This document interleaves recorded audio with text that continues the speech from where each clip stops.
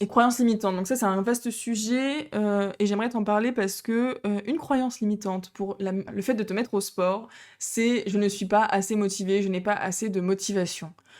Je te rassure, je fais du sport quasiment quotidiennement et je ne suis pas souvent motivée à en faire, surtout quand il s'agit de la course à pied. Je prépare Marseille-Cassis, qui est une course de 20 kilomètres qui a lieu en octobre. Et je m'entraîne 3 fois par semaine pour cette course-là. C'est l'objectif que je me suis fixé. Jusqu'à Marseille-Cassis, 3 séances par semaine de course. Je dois avouer que je pense que dans 99% des cas, je ne suis pas motivée. Et c'est une croyance que je vois beaucoup en coaching, c'est le fait que les personnes pensent qu'elles n'ont pas assez de motivation pour se mettre au sport. En réalité, c'est pas de la motivation dont tu as besoin, et même pas dans le sport, mais dans tout, c'est vraiment de la discipline. Si tu attends d'être motivé pour faire les choses, tu ne les feras pas. Parce que la motivation, c'est quelque chose qui fluctue. Tu pourras jamais être à 100% motivé. Il y a des outils qui vont t'aider à être motivé. Moi, je parle beaucoup dans le sport, c'est le fait de mettre de la musique, de créer une musique d'ancrage qui va te permettre d'être motivé. Moi, je souris quand je sens que je suis comme ça, là, recroquevillée, comme ça, gna gna, oh, j'ai pas envie, gna gna, en mode ouin ouin. Et ben, du coup, je me redresse, je souris. Le fait de sourire, ça envoie des signaux positifs à ton cerveau. Moi, je sais que ça me... Même si j'ai pas envie de sourire, hein, juste je souris. Et ça change mon truc. Je me dis, ouais, je vais aller courir, chouette.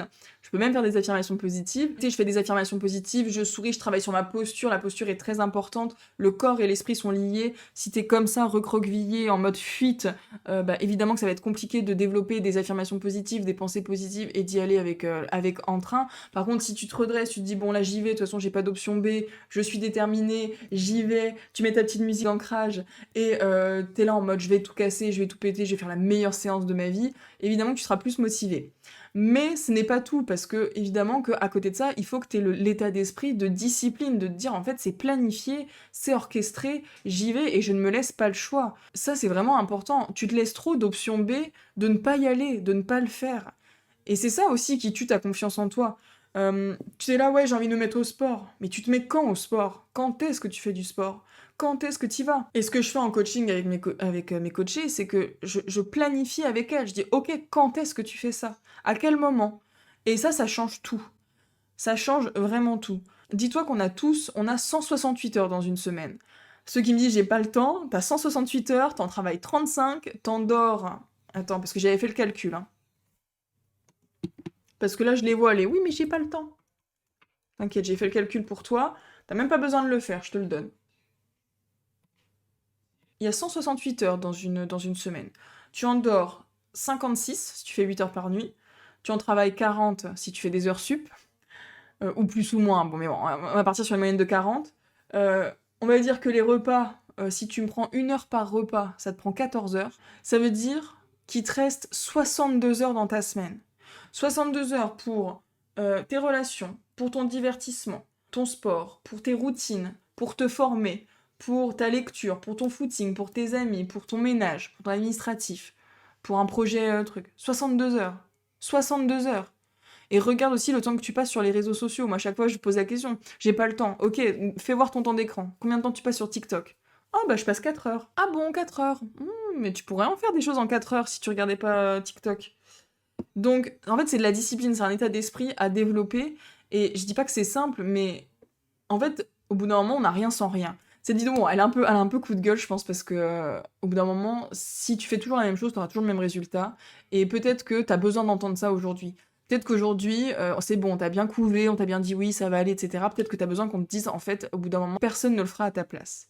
Donc, première chose, planifie-le. Quand est-ce que tu fais ton objectif? Là, je parle de sport, mais ça peut être pour n'importe quoi, pour aller prospecter, pour développer un business, pour te former à telle compétence, pour prévoir tes repas, pour prendre soin de tes relations, pour passer du temps de qualité avec tes proches, pour appeler ta mère, pour j'en sais rien. Mais en fait, planifie-le et priorise-le aussi. Genre, ça doit être une priorité pour toi. Si c'est pas une priorité, c'est que c'est pas important. Tu te laves les dents tous les jours. C'est quelque chose qui est ancré en toi. Bah, ton objectif, ça doit devenir la même chose. Qu'est-ce que tu as envie d'atteindre? Pourquoi tu veux l'atteindre? Et du coup, tu planifies. Comme se brosser les dents, brosser les dents, c'est matin et soir, c'est à tel moment. Bah, ta séance de sport, ton heure de prospection, ton heure de postuler à des offres d'emploi, ta formation que tu as envie de faire, tout ça, bah, ça doit être planifié dans ton agenda. À tel moment, je fais ça. Et ne te laisse pas d'option B, ne te laisse pas polluer par les éléments extérieurs. Crée-toi tout l'environnement dont tu as besoin pour faire cet objectif-là. Tu coupes ton téléphone, tu préviens tes proches, tu mets une case à cocher dans ta to-do list, tu mets ton téléphone en mode pas déranger, ton téléphone, il est dans une autre pièce. Voilà, tu te crées vraiment tout l'environnement pour que tu aies tout de rempli pour que tu puisses faire cet objectif. Et une fois que c'est planifié et que tu sais quand est-ce que tu vas le faire, que tu sais comment tu vas le faire, mais t'as pas d'option B, tu ne peux que réussir. Tu ne peux que réussir. Donc voilà, c'était une petite vidéo. Elle est bien partie cette vidéo, je crois que je me suis un peu excitée sur la fin, mais je pense que ça pourra aider certaines personnes. Ça aidera pas tout le monde, mais ça pourra aider certaines personnes, donc c'est le but. Dis-moi si ça te parle en commentaire. Mais voilà, petit récap, tu n'as pas besoin de motivation pour faire tes objectifs, tu as besoin de discipline. Et la discipline, ça se développe en planifiant, en ayant aussi un pourquoi, et aussi pour... la discipline, ça se développe en étant connecté à tes objectifs. Peut-être que tes objectifs aujourd'hui, si tu ne les remplis pas, c'est qu'ils sont mal définis. Peut-être que tu peux faire un peu moins, peut-être qu'ils sont trop hauts. J'avais fait une vidéo sur la définition d'objectifs. C'est important d'avoir des critères et de remplir certains critères pour avoir un bon objectif. Voilà, planifie-le, fais-le, pas d'option B, et célèbre-toi à chaque fois que tu l'as fait, évidemment, c'est le plus important. Voilà pour cette vidéo. Dis-moi en commentaire ce que t'en penses, et je te dis à très vite dans une prochaine vidéo.